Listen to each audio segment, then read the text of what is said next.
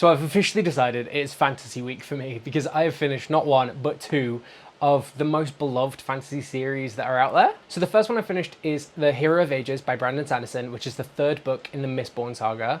And the second one is The Assassin's Apprentice by Robin Hobb, which is the first book in the Farseer trilogy. I'm going to start with The Assassin's Apprentice because I have kind of mixed feelings about it. So the world building was amazing and I felt really invested in it and I really enjoyed the magic system. And speaking of the magic system as well, I really loved that Hobb didn't feel any need to really explain to you what the skill and the wit really were. It was just all about the context. And I genuinely felt like this was a really solid book one in a fantasy series. I liked that things weren't over-explained, but I liked that you got it in the context clues enough that you knew what was going on. But this is kind of where my mixed feelings come in. It kind of felt too much like a book one in a fantasy series. It kind of lacked a satisfying ending, and I felt like I was reading more of like an extended prologue than a self-contained novel. I think what makes a book truly great when it's part of a fantasy series is that you can read it and feel like it's not part of one at all. The stories should have more resolution, and I felt like the characters could have been a bit more developed and have like a full arc for themselves.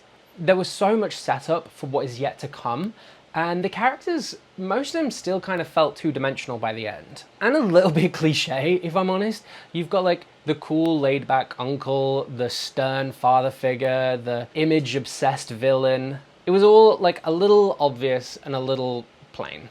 But that said, I will definitely be reading the second book and carrying it on because I can't wait to find out what happens next. The Hero of Ages was kind of the perfect finale to a trilogy for me though. It brought in like new characters, new villains, a new storyline, so even though you got all the closure you wanted for a finale, you still got that self-contained story. One thing I do wish Sanderson took a little bit from Hobb is letting the story kind of speak for itself rather than explaining it. Hobb never feels the need to explain her magic system to you, whereas Sanderson is almost like he feels the need to constantly remind you of how the magic system works. But although I am really gonna miss Vin and Elend and the rest of Kelsia's gang, I am actually really excited to carry on with the Stormlight Archive and the rest of the Cosmere. I really enjoy both these books. I can't wait to carry them on. But what fantasy series do you think I should add to this growing obsession?